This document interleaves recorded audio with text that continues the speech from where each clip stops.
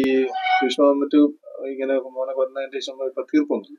അപ്പൊ അതെങ്ങനെയാണ് നിങ്ങൾ വിചാരിച്ച പോലെ വന്നായിരുന്ന? ഇപ്പൊ നമുക്ക് ദണ്ഡന നാളെ കൊടുക്കുന്നു. നാളെ കൊടുക്കുമെന്ന് പറയുന്നത് നമുക്ക് നമ്മൾ വിചാരിച്ച വീട്ടിൽ തന്നെ നമുക്ക് ശിക്ഷ കിട്ടി. നല്ല രീതിയിൽ കോടതി പറഞ്ഞിട്ടുണ്ട്. അപ്പൊ നാളെ ശിക്ഷ ദിവസമാണ്. നാളെ ബാക്കി പറയാൻ പറ്റും. ഇന്നലെ വന്നിട്ട് അവള് അറിയാതെ ചെയ്തതാണ്, എനിക്ക് ഞാൻ ഒരു ചെറിയ കുട്ടിയാണ്, എനിക്ക് പരമാവധി കുറച്ച് ദണ്ഡന കിട്ടണമെന്നൊക്കെ. അത് വ്യാജമാണ്. അത് അവർക്ക് രക്ഷപ്പെടാൻ വേണ്ടിയിട്ട് പറയണത്.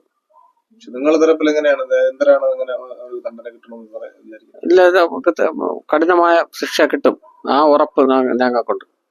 അപ്പൊ ഇതിൽ അവർ 3 പേരും ചേർന്നാണ് അന്ന് ചെയ്തതെന്നാണ് പറഞ്ഞത്. പക്ഷെ ഇപ്പൊ അമ്മ വെറുതെ വിട്ടിരിക്കുന്നത് എങ്ങനെയാണ്? അത് കോടതിയിലെ കാര്യമില്ലേ. എന്നാലും നിങ്ങൾ എല്ലാ തെളിവും കോടതിക്ക് എത്തിയിട്ടുണ്ട്. അത് കോടതിയിലെ നിയമങ്ങളാണ് വരുന്നത്. നിങ്ങൾ അതിന് അപ്പീലിൽ പോകാനുള്ള? ഇല്ല, ഞങ്ങൾക്ക് അതിനുള്ള ആലൊന്നും ഇപ്പൊ ഇല്ല. അത് എന്റെ പേര് ഷിമോൺ എന്നാണ്. ഞാൻ ഷാരോണിന്റെ ചേട്ടനാണ്. അപ്പോൾ ഞങ്ങള് 2 മക്കളാ, പപ്പയും അമ്മയും ഞാനും അനിയനും.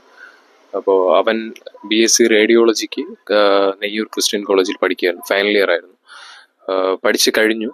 എക്സാം എഴുതിയിട്ട് നിന്നപ്പോഴാണ് അനിയനിങ്ങനെ സംഭവിച്ചത്. അപ്പോൾ ഞങ്ങളെ പ്രതീക്ഷയായിരുന്നു അവനാണ് ഇപ്പൊ ഇങ്ങനെ സംഭവിച്ചത്.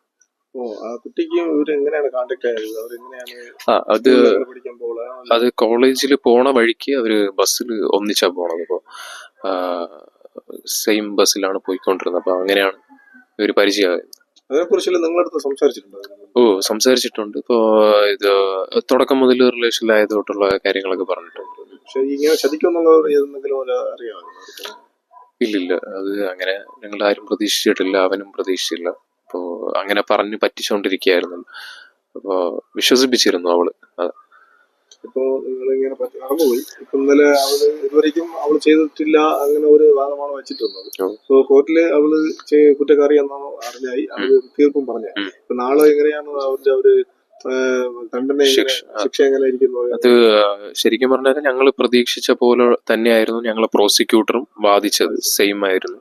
ഞങ്ങളും വധശിക്ഷ തന്നെയാണ് പ്രതീക്ഷിച്ചത്. അപ്പോൾ പ്രോസിക്യൂട്ടർ സാറ് വാദിച്ചതും സെയിം തന്നെയായിരുന്നു. അപ്പൊ അതില് ഒരു സന്തോഷം എനിക്കപ്പോൾ തോന്നി. അപ്പോൾ സാർ അത് വാദിച്ചതുകൊണ്ട്.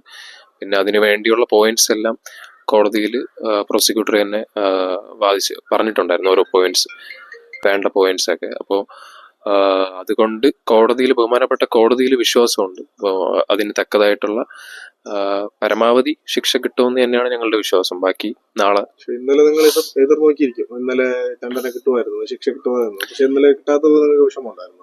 ഇല്ലില്ല, അത് ഞങ്ങൾക്ക് ഓൾറെഡി അറിയായിരുന്നു. ഇങ്ങനെ ഒരു പ്രൊസീജിയർ ഉണ്ട്.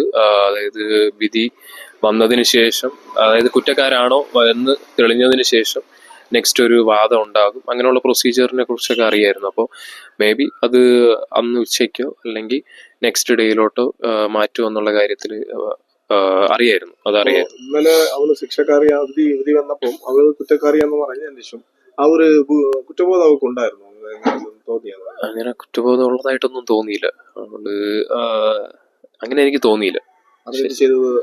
അതെ, ആ ഒരു ഇപ്പോഴും ആ ഒരു സെയിം ഭാവം തന്നെയാണ് ഇപ്പോഴും കാണിക്കുന്നത്. അല്ലാതെ കുറ്റം ചെയ്തു എന്നുള്ളൊരു പശ്ചാത്താപ റിഗ്രറ്റ് ഫീലിംഗ് കണ്ടില്ല.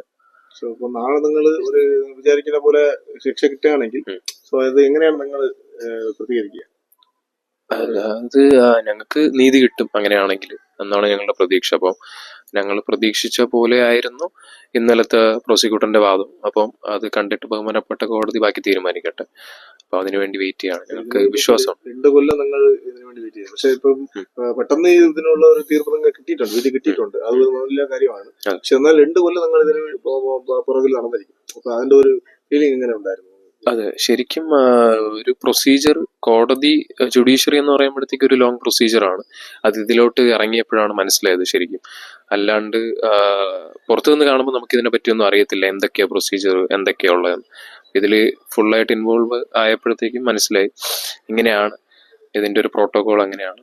എന്നാലും ഒരു 2 ഇയേഴ്സിനുള്ളിൽ മാക്സിമം, ഇപ്പൊ 2 ഇയേഴ്സായി, അത് തന്നെ ഒരു ഫാസ്റ്റായിട്ട് നടന്നുകൊണ്ടാണ് ഇങ്ങനെ വന്നതെന്നാണ് വിശ്വാസം. അതുപോലെ ട്രയൽ തുടങ്ങിയിട്ട് ഓൾമോസ്റ്റ് ഒരു 3 മന്ത് കൊണ്ട് ട്രയലും കഴിഞ്ഞു, പൂർത്തിയായി.